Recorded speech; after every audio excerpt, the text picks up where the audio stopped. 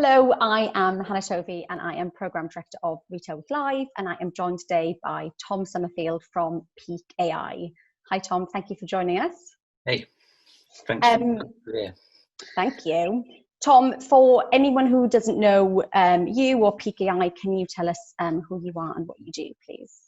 So I'm Tom. I am the Retail Director at Peak. I've actually been at Peak just coming up to 3 months now, and I've joined from, so I've been around Peak quite a bit longer because I was working with Peak at Foot Asylum, where amongst other things I was owning some of the AI projects we were doing there. And at Peak we work with all sorts of different companies, a lot of retailers, and then in manufacturing and CPG verticals as well, helping them do great things with their data, essentially. Awesome, thank you. So first question, since COVID-19 first hit Europe, customer buying habits have changed dramatically. What are some of the trends that you've seen, and has anything surprised you?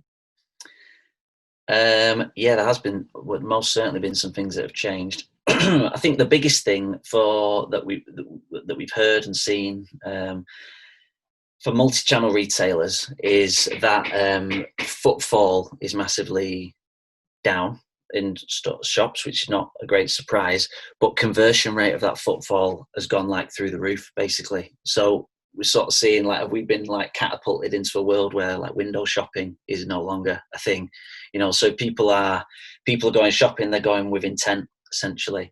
And whilst there has been a massive shift to online, it's good to see some people out in the shops, I guess. Online was growing anyway, and this has just accelerated it. But yeah, the footfall piece in stores and the conversion rate has been the biggest thing. I think just along with that, then it's made a lot of businesses. We found this, like the market has really matured in terms of people wanting to turn and face like AI, particularly in their sort of digital transformation journeys. Yeah, fab. And obviously on Peak.ai is all about artificial intelligence. What role do you think AI will play in the future of retail as we move forward in this sort of post-COVID world? Well, it depends which area you sort of, as yourself, where you sit. We play in a lot of like customer facing stuff for people, and then we also do a lot of work in like demand planning, forecasting, pricing, that sort of stuff. So I think with the customer stuff, it's really made people realize that, like, we speak to lots of businesses, customers of ours, they're like, we've gained so many new customers digitally through this period. We don't know where they've come from. We don't know if we can keep them or how to talk to them. So using AI to nurture those conversations with all your customer facing stuff through personalization and so from an acquisition and retention piece, ultimately that's going to bring more control into the hands of the businesses to like control channel mix and things like that moving forward. And then from a demand piece, there's loads of ways it'll change and affect it, but one of the biggest, most pertinent ones right now is pricing. So lots of businesses is like the world is like racing after the top line always, but it doesn't have to come at the price of like the bottom line, like contribution. So using AI effectively to optimize pricing strategy is something that we're seeing right now, and we're helping people with that. Actually, that's a real big one, I think. Yeah. Okay, cool. And looking at kind of your customers, there's a lot of doom and gloom out there, and we're really kind of keen to hear all those positive, good news stories. Are there any stories that you can share of companies who you've worked with that you've really helped them kind of navigate this quite challenging period? Well, I think we've got some press release stuff coming out actually with one of them. Let's call them a fast fashion retailer for now. We were helping them with like new customer acquisition through this period. They wanted to pivot into some new markets. So using the AI powered sort of segmentation of their database, we're able to leverage this and help them very efficiently get after some new markets through this period, which has been really cool to see the results of that. A lot of it is that's from a new customer acquisition piece, and then constantly from some, I can say for the work we were doing at Foot Asylum. Foot Asylum through all this period have been able to sort of cut through the noise. Everyone's sort of migrating online. It's everyone inverted commas. There's a lot of noise online now digitally, so customers will notice a more personalised approach. It's sort of expected now. But we've been able to help brands and retailers sort of nurture those like customer relationships even through this period with better personalized content essentially. And then, like I just touched on as well, the pricing piece, we've got some really cool that we can't talk about that publicly, but the pricing piece, so getting that, helping retailers spend more allocated markdown budget that they may have allocated, but then also helping them to react in a very responsible, ultimately like profitable way, has been really, really cool to see through this period. And that's going to continue through this year, I think. Yeah. Actually.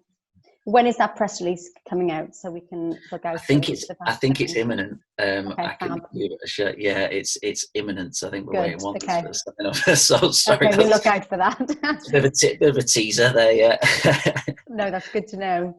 And kind of, with the benefit of hindsight, which is obviously a marvellous thing, it's quite clear now that lockdown was here to be quite long lasting. Knowing that, is there anything that you perhaps would have done differently with you and your team, either with Peak.ai or when you were with Foot Asylum? And are there things that you think have worked really well that you want to continue to do? And similarly, are there things that you've gone, hang on, we tried and failed, but we had some fab learnings from that?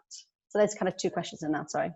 Well, I think something that I would have done is I'd have stocked up on more like chopped tomatoes. I think it's something I would have done. And I wouldn't have booked a holiday. What are you making with all the chopped tomatoes? Yeah.